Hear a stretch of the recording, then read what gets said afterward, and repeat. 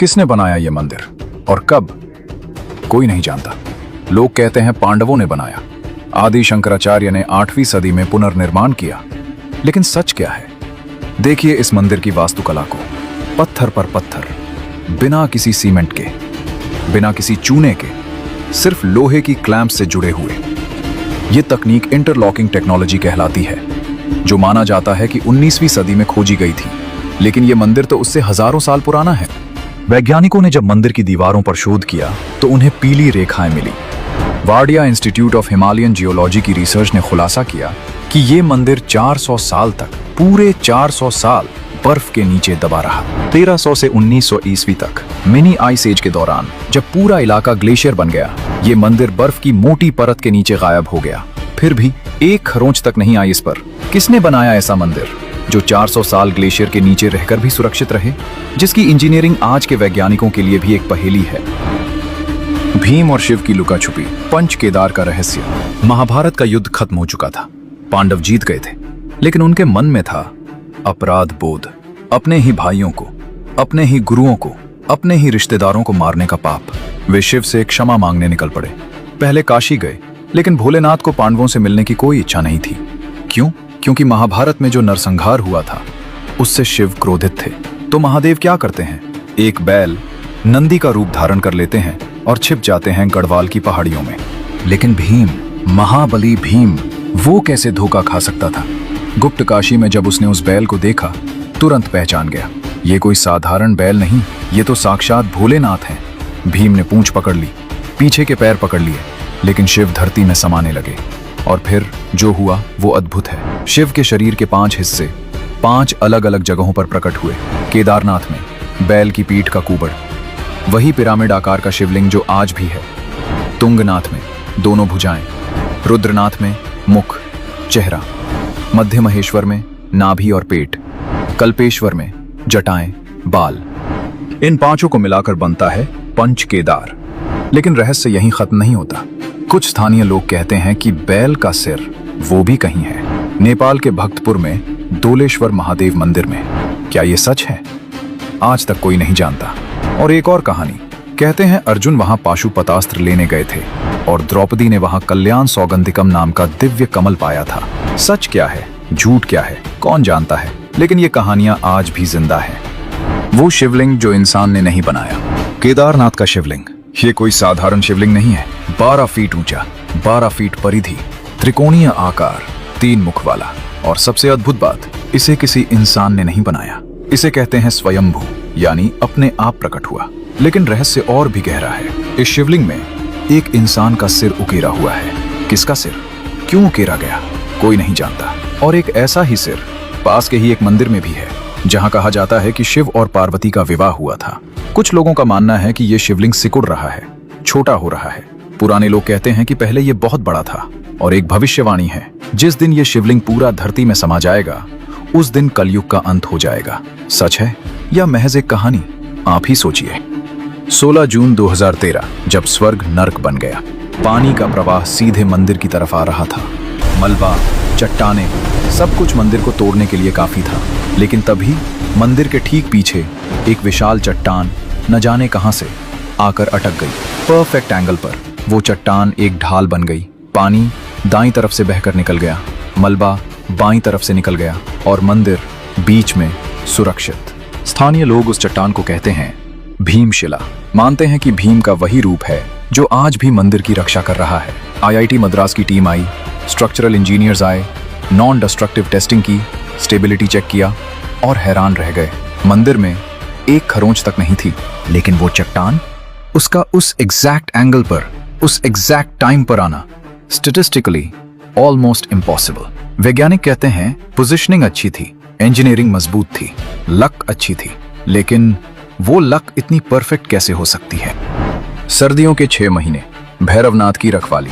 नवंबर महीने में जब बर्फबारी शुरू होती है, केदारनाथ के कपाट बंद हो जाते हैं। मूर्ति को ऊखीमठ ले जाया जाता है, पुजारी चले जाते हैं, सब लोग चले जाते हैं, लेकिन मंदिर अकेला नहीं रहता। केदारनाथ से लगभग 500 मीटर ऊपर एक पहाड़ी पर बिना छत का एक मंदिर है, भैरवनाथ मंदिर। भैरवनाथ शिव का उग्र रूप, केदार घाटी के रक्षक, क्षेत्रपाल। कहानी है कि जब शिव केदारनाथ में ज्योतिर्लिंग के रूप में प्रकट हुए तो उन्होंने भैरवनाथ को नियुक्त किया रक्षक के रूप में, विशेषकर सर्दियों के उन 6 महीनों के लिए जब कोई इंसान यहाँ नहीं रह सकता। और जानते हैं क्या होता है? जब मंदिर के कपाट बंद होने से पहले सबसे पहले भैरवनाथ की पूजा की जाती है। उन्हें प्रार्थना की जाती है कि वो मंदिर की रक्षा करें। 6 महीने घनघोर बर्फबारी, एवलांचेस, तूफान, -20 डिग्री तापमान, कोई इंसान नहीं, कोई रोशनी नहीं, कोई गर्मी नहीं, लेकिन मंदिर सुरक्षित रहता है। स्थानीय लोग कहते हैं कि बर्फ के तूफानों में भैरवनाथ मंदिर की घंटियां अपने आप बजती हैं। संकेत है कि भैरव जी मंदिर की रखवाली कर रहे हैं। और फिर मई में जब कपाट खुलते हैं, मंदिर के अंदर एक धूल का कण तक नहीं होता। कैसे? 6 महीने कोई साफ नहीं करता, फिर भी मंदिर एकदम स्वच्छ, दिए जलते रहते हैं, सब कुछ जस का तस। विज्ञान के पास कोई जवाब नहीं है इसका। वो रहस्य जो अनसुलझे हैं। रहस्य नंबर 1, गुप्त सुरंगें।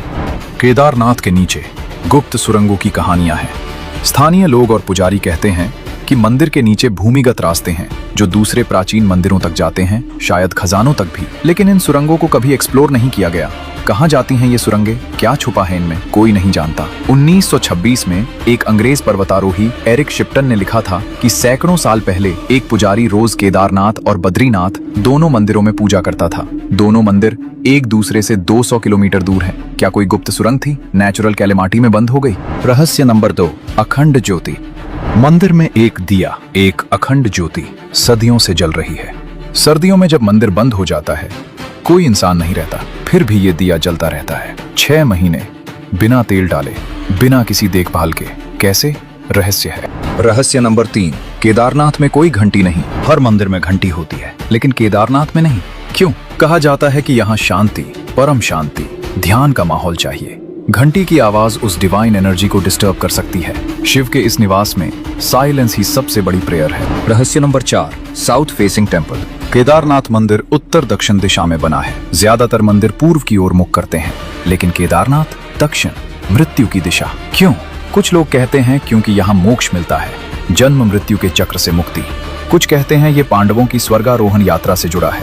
सच क्या है पता नहीं। आदि शंकराचार्य की समाधि और अंतिम रहस्य। मंदिर के ठीक पीछे एक समाधि है, आदि शंकराचार्य की समाधि। 32 साल की उम्र में इस महान दार्शनिक ने अपना शरीर त्याग दिया, यहीं केदारनाथ में। लेकिन एक कहानी है, बहुत कम लोग जानते हैं। काशी में एक दिन शंकराचार्य मंदिर जा रहे थे स्नान के बाद, तभी रास्ते में एक चांडाल आ गया। उन दिनों चांडाल सबसे निचली जाति, अछूत माने जाते थे। शंकराचार्य ने कहा, हट जाओ रास्ते से। उस चांडाल ने एक सवाल पूछा, कौन हटे, मैं या मेरा शरीर? बस एक सवाल, और शंकराचार्य के अंदर क्रांति हो गई। वो जो सारी जिंदगी सिखाते रहे, शरीर मैं नहीं हूँ, ये सब माया है, आज एक चांडाल ने उन्हीं को याद दिला दिया। उसके बाद शंकराचार्य ने एक शब्द नहीं बोला, सीधे चल पड़े हिमालय की ओर, और यहीं केदारनाथ में महासमाधि ले ली।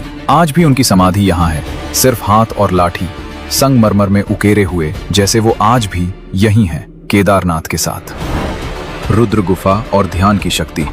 केदारनाथ से 1.5 किलोमीटर दूर GMVN गेस्ट हाउस के पास भूमिगत ध्यान गुफाएं हैं। रुद्र गुफा या मोदी मेडिटेशन गुफा, एकदम आइसोलेटेड, अकेले। लेकिन गुफा में एक खिड़की है जहां से सीधे मंदिर दिखता है।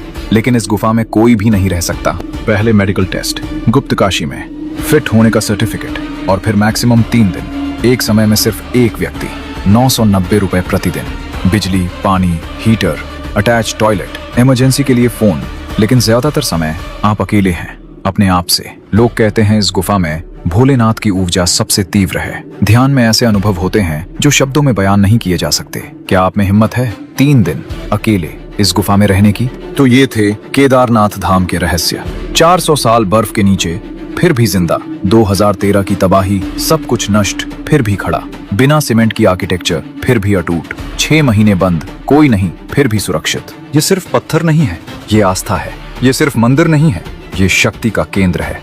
ये सिर्फ तीर्थ नहीं है, ये ट्रांसफॉर्मेशन है। विज्ञान के पास हर सवाल का जवाब नहीं है। कुछ चीजें महसूस की जाती हैं, समझाई नहीं जा सकती।